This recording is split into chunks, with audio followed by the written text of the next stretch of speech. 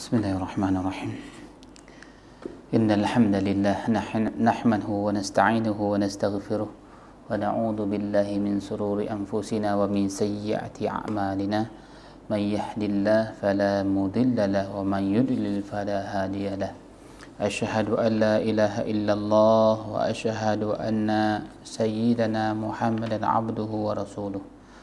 قال الله تعالى في القرآن الكريم أعوذ بالله من الشيطان الرجيم قل أوحي إلي أنه استمع نفر من الجن فقالوا إنا سمعنا قرآنا عجبا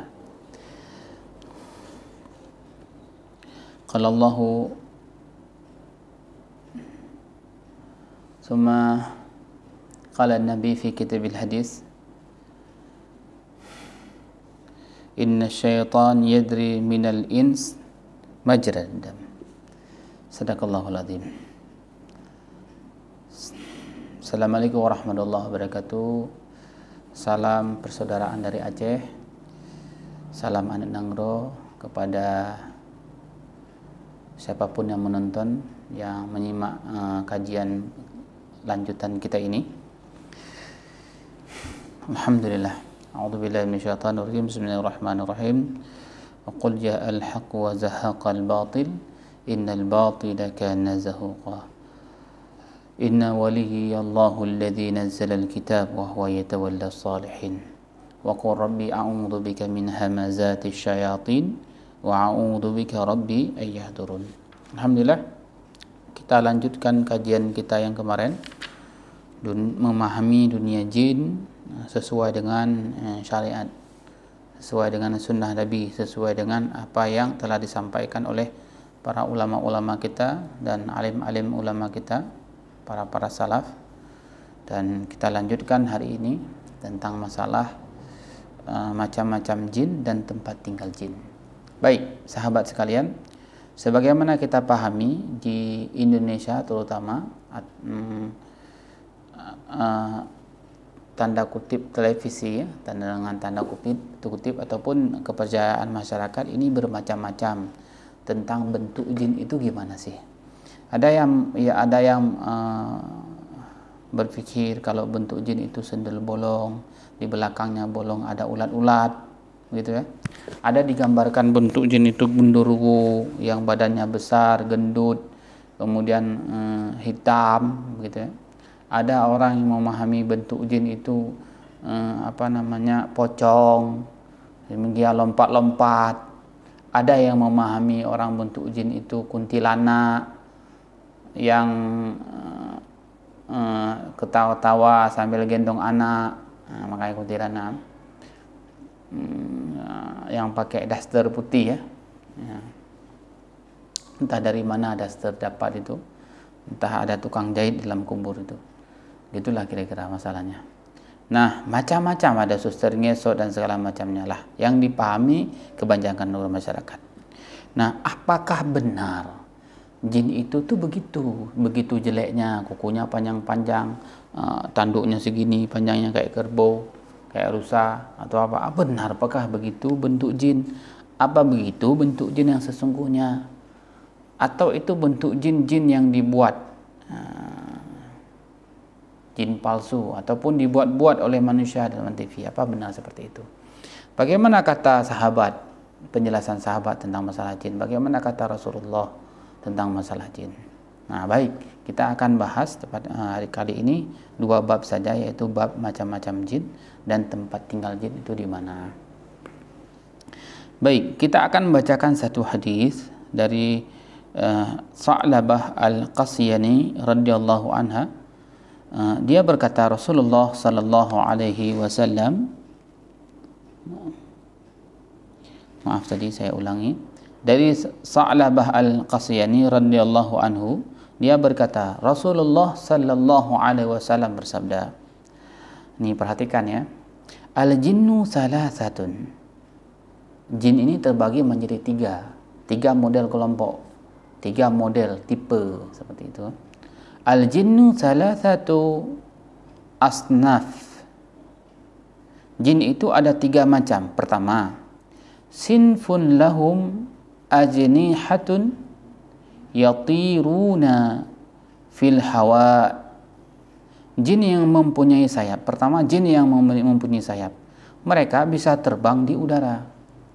Nah, seperti jin yang memiliki sayap, misalnya ifrit, ya, dia bisa terbang. Ketika Rasulullah Mi'raj, ya, Isra dan Mi'raj itu, ifrit itu mengikuti Rasulullah untuk mencelakai Rasulullah, untuk supaya Rasulullah nggak jadi, seperti itu. Atau ifrit pernah menawarkan dirinya kepada Nabi Sulaiman untuk membawa singgasana Ratu Balqis, dia mampu dengan terbang. Ya, ada sebahagian jin-jin yang memiliki sayap. Nah, bentuknya bagaimana tidak disebutkan, tidak ada yang tahu bentuk jin aslinya bagaimana. Intinya ada jin yang memiliki sayap. Itu yang pertama. Wasinfun hayyatun, dan yang kedua, wasinfun hayyatun wa aqaribun. Kedua, jin berupa ular dan kalajengking. Nah, ini kita bisa memahami bahwa ada hadis nanti akan disebutkan penjelasan tentang masalah ular, ya. Ada ular yang jenisnya yang memang itu memang penjelmaan daripada jin. Kalajengking dulu pernah kalajengking itu menggigit Rasulullah ketika waktu salat. Kemudian intinya di sini ada jin jenis ular-ular. Maka kalau kita katakan ketika orang kesurupan masuk harimau, boleh jadi itu jin jenis binatang harimau. Ada jin jenis binatang yang lain. Seperti itu. Ada jin ular, segala macamnya itu. Nah, seperti itu. Intinya binatang. Kemudian wasinfun yahulluna wa yad'anun. Dan yang ketiga, jin yang bertempat tinggal dan pindah-pindah serta berpetualang. Ini kalau kita katain berpindah-pindah, berpetualang, berarti dengan kata lain ini ya sama seperti manusia berarti. Nah, jadi memiliki sama seperti kita, jalan, berpindah-pindah. Nah, jadi ada 3 kelompok jin. Ada yang bisa terbang, ada yang jenis binatang-binatang, kemudian ada yang jenis seperti manusia, katakanlah seperti itu. Nah, adapun rupa jin tidak ada yang tahu rupa jin. Nanti di sini akan disebutkan, ya, tentang masalah penjelasan Al-Imam Asy-Syafi'i tentang masalah di sini. Imam Syafi'i menyebutkan di Manaqibu Syafi'i, barang siapa yang mengaku bisa melihat jin dalam bentuk aslinya, tahu dia, kami anggap persaksiannya tidak diterima lagi, kecuali kalau dia seorang nabi. Nah, seperti itu. Nah, nanti kita bahas ini. Nah, sehingga kita paham, sahabat, kalau jin ini yang pertama yang bisa terbang, yang memiliki sayap. Di sini disebutkan memang ada sayapnya. Kemudian yang kedua, jin-jin jenis binatang. Yang ketiga, jin-jin jenis jenis seperti manusia. Jadi tidak disebutkan penjelasan lebih lanjut, jin itu bolong lah, jin ini giginya panjang lah. Nah, tidak seperti itu. Harus kita pahami, yang benar-benar kita pahami, ya. Baik. Ada juga yang memahami bahwa kalau jin itu dulu kalau jin itu hantu beranak dalam kuburan. Kalau kalau menjelang maghrib hantu itu terbelah kuburannya, kemudian hantu itu keluar, waktu fasa film Suzana dulu, ya.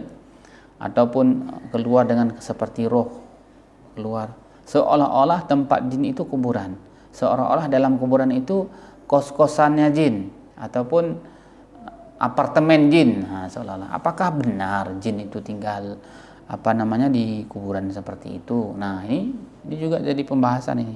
Apakah benar atau itu hanya akalan-akalan manusia saja? Ya, jadi untuk membuat seolah-olah kuburan itu angker, sehingga enggak ada orang yang berkunjung ke situ. Ya, tidak ada orang yang membacakan Al-Qur'an. Ya, sehingga tidak dapat keberkahan kepada orang-orang yang di dalam kubur tersebut.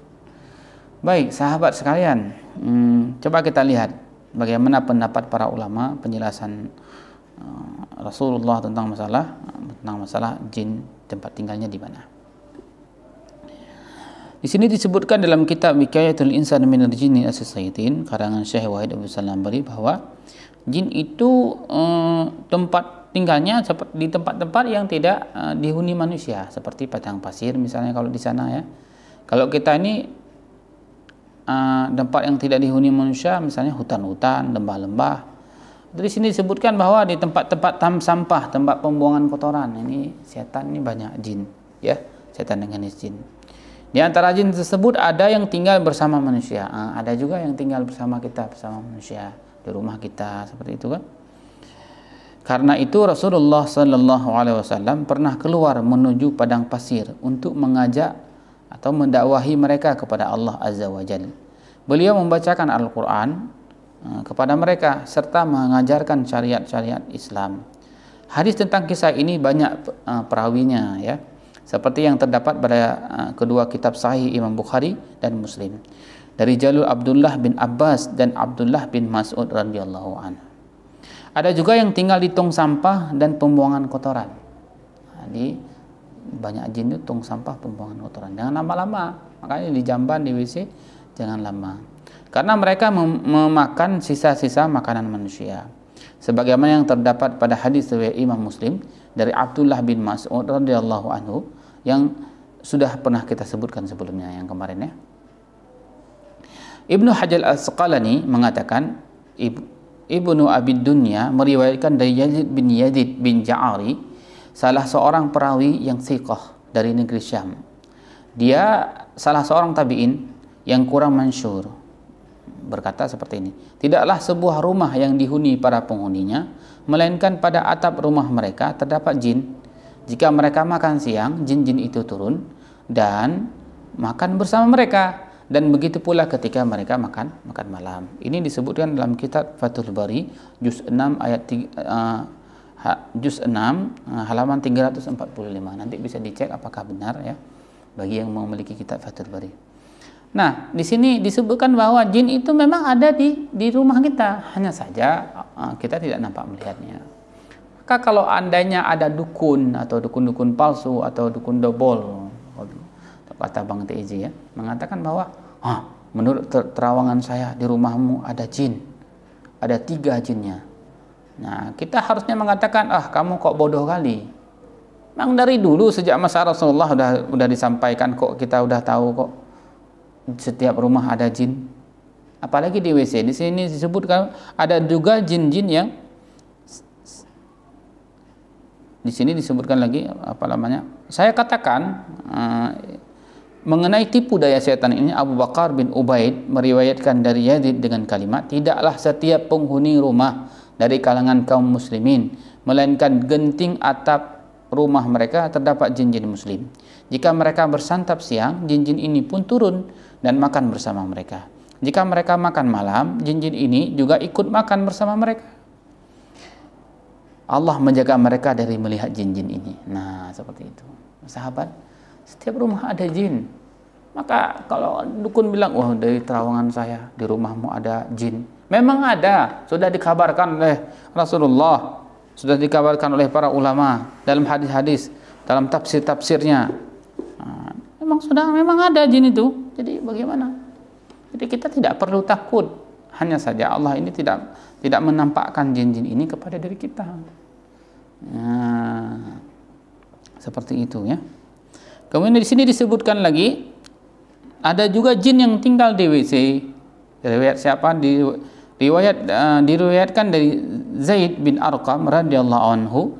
Beliau bercerita bahwa Rasulullah sallallahu alaihi wasallam pernah bersabda, sesungguhnya tempat-tempat pembuangan kotoran ditempati oleh bangsa jin. Oleh karena itu, jika salah seorang di antara kalian masuk ke dalam jamban atau WC atau toilet bahasa kita sekarang, hendaklah ia berdoa, Allahumma inni a'udzubika minal khubuthi wal khaba'ith. Ya Allah, sesungguhnya hamba berlindung kepadamu dari jin laki-laki dan jin perempuan. Nah, ini disebutkan banyak kitab. Nah, ini saya bacakan referensi kitabnya. Hadis riwayat Abu Daud di dalam Kitabul Taharah bab 3, atau An-Nasa'i dalam Kitab Taharah bab 17, atau Ibnu Majah di dalam Kitab Taharah bab 9, dan Imam Ahmad di dalam Al-Musnadnya juz 4 halaman 369. Jadi referensinya panjang sekali sahabat. Jadi kalau di rumah Anda, di rumah sahabat, mungkin ada seperti rumah saya ini ada 2 WC. Berarti di satu WC ada jin minal khubuthi wal khaba'ith. Ada jin laki-laki dan jin perempuan. Berarti dalam satu WC itu ada 2 jin. Berarti ada 4 jin dalam rumah saya nih. Coba bayangkan. Betul nggak? Maka kenapa kita harus takut? Begitu dilihat oleh dukun asli mau dukun palsu, menurut terawangan saya, di rumah ibu ada jin, harus kita bersihkan ini, harus kita lindungi. Maunya kita orang-orang yang beriman, orang-orang yang ahli sunnah wal jamaah ini udah tahu nih hadisnya lengkap. Maunya katakan, dukun, dobol. Memang iya, kata Rasulullah memang begitu. Ini hadis sahih. Memang ada jin di rumah saya. Kenapa rupanya kalau ada jin? Memang sudah ditempatkan oleh Allah. Gimana kita mengusir? Nggak perlu kita harus pakai alat-alat, paku-paku tanam 4 penjuru rumah. Untuk apa? Untuk katanya membersih, mengusir jin. Ngapain? Memang itu sudah disampaikan oleh Allah. Memang tempat mereka di situ. Itu. Seperti itu. Ya kan? Gitu, sahabat. Nggak perlu beli paku mahal sampai 40 juta katanya. Ngapain? Ya, jimat-jimat bohongan. Nggak bisa itu, ngapain? Memang sudah begitu disebutkan oleh Rasulullah, disampaikan oleh Rasulullah seperti itu. Kemudian Syekh Wahid berkata, saya pernah bertanya kepada salah satu jin muslim, apakah kamu bertempat tinggal di kamar mandi? Dia menjawab tidak, katanya. Kemudian Syekh Wahid membantah lagi, tapi di dalam hadis disebutkan bahwa jin-jin bertempat tinggal di WC atau kamar mandi. Kemudian jin ini menjelaskan, ya, tapi itu khusus bagi jin kafir. Nah, jadi di kamar mandi itu jin kafir, kalau di genteng itu jin muslim. Karena mereka lebih memilih tempat-tempat najis dan kotor sebagai tempat tinggal mereka. Nah, seperti itu sahabat sekalian. Ya, kalau di WC jin kafir, maka ketika kita masuk kita doa dulu, sahabat ya. Doa dulu kita. Kalau nggak doa nanti kita lalai di WC tersebut. Entah apa-apa kita lakukan di situ. Nah, doa Allahumma inni a'udzubika minal khubuthi wal khaba'ith. Kemudian menurut pendapat Syekh Wahid di sini, bisa jadi perkataan ini benar. Sebab saya pernah memperhatikan jin-jin kafir sangat membenci harum-haruman dan bau yang sedap, khususnya minyak kasturi. Sementara jin-jin muslim sangat menyukai aroma-aroma seperti ini. Persis seperti kaum muslimin dari kalangan manusia. Jadi seperti itu ya. Kalau di bau-bau BAB itu suka jin kafir. Makanya dalam rumah kita ini mesti wangi. Bisa dengan membakar bukhur bukhur dari kayu dari kasturi juga boleh ya. Di kasturi disemprot juga boleh. Kemudian membakar bukhul yang wangi boleh. Nah, itu paling disukai oleh jin itu. Jin muslim ya. Seperti itu. Nah, kemudian di sini bangsa jin bisa menghuni gedung dan kamar-kamar. Kalau gedung-gedung kosong, kamar-kamar kosong. Imam Nasa'i meriwayatkan dari Qatadah dari Abdullah bin Sirjis, ia berkata, Nabi sallallahu alaihi wasallam bersabda, la yabulanna ahadukum fil hijr. Janganlah salah seorang di antara kalian kencing pada liang-liang. Nah, ini sahabat ini. Jangan kencing dalam lubang-lubang. Begitu kita lihat lubang, lubang apa nih? Mampus kamu ya, aku kencingin ya. Misalnya, maaf ya bahasanya agak kasar. Dikencingin lubang. Jangan. Ya, kenapa jangan? Mereka bertanya kepada Qatadah, mengapa kita dimakruhkan untuk kencing pada liang-liang, pada lubang-lubang itu? Qatadah menjawab, karena liang-liang merupakan tempat tinggal jin. Ini referensinya luar biasa. Saya bacakan referensinya sahabat. Referensinya hadis dari Abu Daud dalam kitab Taharah bab 16 dan 29, dan An-Nasa'i dalam kitab Taharah bab 29, dan Imam Ahmad di dalam Al-Musnadnya juz 5 halaman 82. Hadis ini disahihkan Abu Zu'rah dan Abu Hatim telah mengatakan bahwa hadis ini dari Jalul Qatadah dari Abdullah bin Sirjis. Ini luar biasa ini dalilnya bahwa ada lubang-lubang di tempat tinggal jin.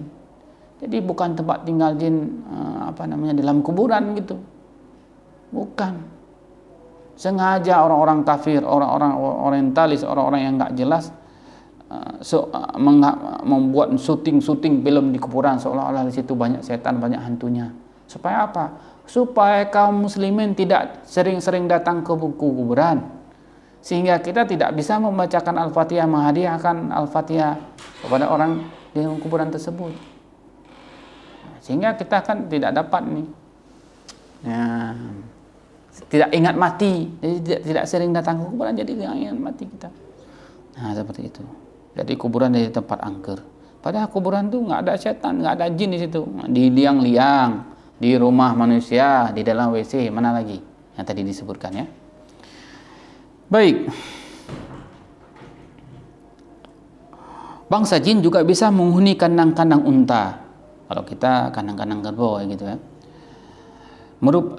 Karena di dalam sebuah hadis dikatakan bahwa kandang-kandang unta merupakan tempat tinggal setan, sebagaimana yang terdapat pada Sahih Muslim dan kitab lainnya. Alhamdulillah sahabat. Mudah-mudahan dengan apa yang kita pelajari hari ini, mudah-mudahan ini memberikan manfaat kepada diri kita, mencerdaskan akal pikiran kita. Jangan menakut-nakuti anak Anda dengan hantu, karena sesungguhnya hantu dan setan itu bukanlah seperti itu. Jin itu tidak sejelek. Saya pernah meruqyah seseorang itu kerasukan, kemudian saya tanya, "Hei jin, kenapa kamu kok jelek kali? Kok kamu berulat-ulat? Kok kamu gigitnya begini? Kok kamu istilahnya keluar darah dari mulut? Kok kamu istilahnya begini-begini?" Semua yang di TV-TV saya sebutkan. Kemudian jin itu mengatakan, "Hei manusia, apa kau ini?" katanya. "Mana ada kami sejelek-jelek itu, kalian tuh terlalu berlebihan." Nah, jadi jin buat komplain kepada saya. Jadi kalau manusia itu terlalu berlebihan menjelek-jelekkan jin. Jadi jangan fitnah, jangan menjelekkan jin. Jin dua makhluk Allah. Wa ma khalaqtul jinna wal insa illa liya'budun. Tidak sejelek seperti di TV itu, budak ulat mukanya lah, entah kayak mana lah tuh. Itu enggak seperti itu jin, sahabat. Nah, begitu sahabat ya. Mungkin semoga bermanfaat. Jika ini memang bermanfaat, jika kita akan lanjutkan nanti tempat yang lain. Di sini akan kita lanjutkan ke lanjutnya adalah apakah jin juga makan dan minum? Nah, kita harus tahu nanti jin itu apakah minum darah seperti yang kita pahami ya, makan bangkai manusia. Nah, kita akan paham nanti. Jadi ini bab judul ini agak lumayan panjang.